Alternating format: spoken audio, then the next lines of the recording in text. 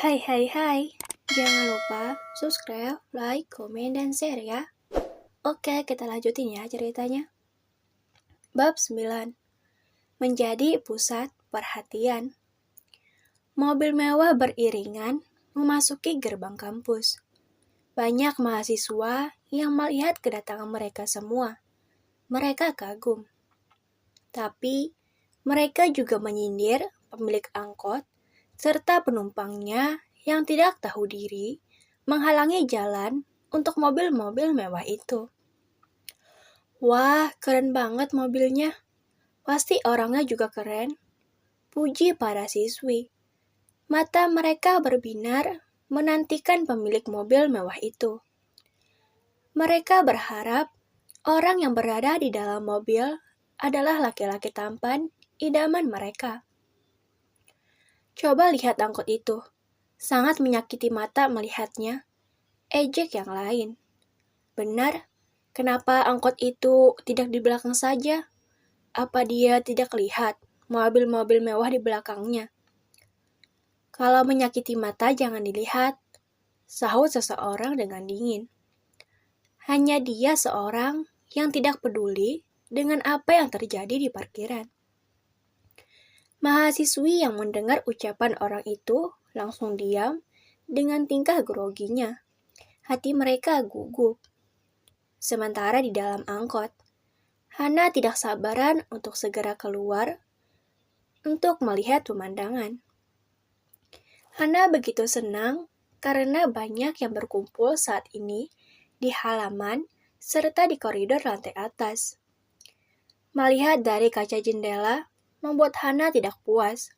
Saat angkot yang ditumpanginya berhenti, Hana langsung menyuruh Ira untuk membuka pintu angkotnya. "Kak, cepetan buka," suruh Hana tidak sabaran. Ira hanya menghela napasnya sambil bergeleng kepala. Melihat nona mudanya seperti ini membuatnya sakit kepala. Ira, Ayah, dan Septi sedikit ragu untuk keluar.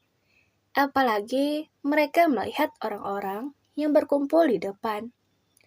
Pastinya itu menantikan pemilik mobil mewah di belakangnya dan juga mereka. Pasti bakal banyak hinaan yang dilontarkan mereka kepada Nona, bisik Septi. Kurasa begitu. Coba lihat yang berdiri di sana. Sepertinya sedang menggosip kita, sahut Ayah. Septi melirik ke arah yang ditunjuk oleh Ayah, dan dia mengangguk. Sementara Hana tidak mempedulikan apa yang sedang Ayah dan Septi bisikan. "Nona yakin?" tanya Ira ragu. Mendengarnya membuat Hana tidak suka. Dia cemberut lalu berkata, "Kakak lihat saja nanti." Bisikan dari Hana terdengar mencurigakan dan juga membuat bulu kuduk Ira merinding. Ira menatap Hana dengan tatapan yang sulit diartikan. Dia bingung kenapa Hana bisa memiliki aura yang menakutkan seperti sekarang. Menelan ludah dengan kasar, kemudian menyuruh Pak Ilal untuk membuka pintunya. "Pak, buka pintunya," pinta Ira dan langsung diangguki oleh Pak Ilal. Setelah pintu sudah terbuka, Hana langsung bergegas keluar tanpa menunggu ketiga gadis yang mengikutinya. Hana terperengah kagum melihat keadaan luar.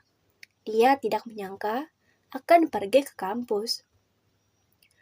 Hana merentangkan kedua tangannya berputar, tak lupa dia melompat. "Yeay, akhirnya!" seru Hana bahagia. Orang-orang yang menyaksikan tingkah alay Hana merasa jijik dan memandang dengan rendah. Hana tidak mengerti sama sekali dan juga tidak peduli. Dia sudah pernah menonton drama seperti yang dia jalani sekarang. Berpakaian culun seperti ini pasti banyak yang mengejeknya dan Hana sudah memikirkan resikonya. "Kita mulai," batin Hana. Coba lihat apa yang dilakukannya. Sangat tidak tahu diri. Ejekan demi ejekan yang mereka lontarkan untuk Hana. Melihat wajahnya saja membuatku ingin muntah. Dia sangat culun. Kita ada mainan baru, ucap seorang gadis dari lantai 2 yang melihat ke arah Hana. Dia tersenyum jahat dan pergi meninggalkan kerumunan bersama dengan 2 temannya. Nona, panggil Ira khawatir. Dia keluar bersama ayah dan Septi. Beberapa mahasiswa melihat ketiga gadis yang baru keluar dari angkot, sedikit ada rasa kagum. Karena mereka bertiga tidak seperti Hana yang culun. Itu juga atas perintah Hana yang tidak ingin melihat ketiga kakak perempuannya itu mengikuti gaya berpakaiannya. Iya, Kak. Hana membalikkan badannya menatap ke arah Ira. Ira hanya bergeleng kepala dan berkata, Nona tunggu sebentar. Ira meninggalkan mereka bertiga dan pergi menuju salah satu mobil mewah di belakangnya. Ira mengetuk pintu kaca mobilnya dengan pelan dan langsung diturunkan oleh laki-laki yang berada di dalam. Kurasa ini tidak baik bagi Nona, ucap Ira yang terlihat gelisah. Bagai cacing kepanasan, beberapa orang berteriak histeris ketika melihat wajah laki-laki itu. Dan ada juga yang mengejek Ira. Mereka berpikir Ira begitu sangat centil dan tidak tahu diri. Kurasa juga begitu, laki-laki itu terlihat begitu akrab dengan Ira. Nona sangat keras kepala dan tidak mau mengubah penampilannya. Ira berucap sambil melirik ke arah orang-orang yang memandangnya. Ku juga bingung, Nona muda terlihat berubah drastis, sahut laki-laki itu yang merasakan perubahan Hana sekarang. Laki-laki itu bernama Nathan, berumur 22 tahun. Dia sahabat Ira dan Nathan anak dari kepala pelayan di rumah Hana. Mereka kenal sedari Ira dibawa oleh Rian bersama kakaknya. Sudahlah, kita lihat saja nantinya. Ingat, jangan sampai Nona terluka. Takutnya nanti Nona muda nekat berjalan sendirian. Ira memperingati dengan tegas dan segera berlalu pergi meninggalkan Nathan. Ira kembali ke samping Hana dan mengajak untuk segera masuk ke kampus. Setelah mereka meninggalkan parkiran, semua pintu mobil mewah itu terbuka. Ke-17 laki-laki tampan itu keluar bersamaan dan membuat kehebohan besar. Gadis-gadis terpesona dengan ketampanan mereka dan tak habis-habisnya memuji serta membayangkan menjadi pasangannya. Semua laki-laki itu memakai kacamata hitam.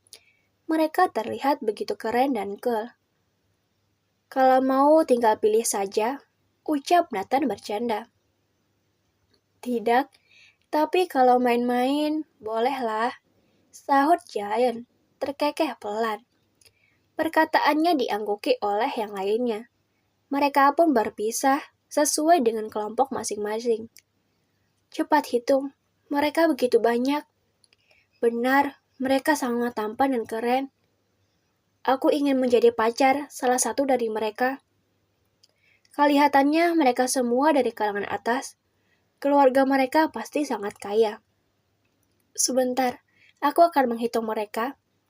Ucap mahasiswa yang menuruti perintah temannya dan menghitung jumlah pengawal Hana. Astaga, mereka 17 orang dan tampan semua. Jeritnya histeris. Para laki-laki yang ditugaskan untuk menjaga Hana itu hanya berjalan dengan cuek dan mengabaikan tatapan serta pujian dari para gadis. Menurut mereka semua, para gadis di kampus tidak secantik nona mudanya. Kak, boleh kenalan gak?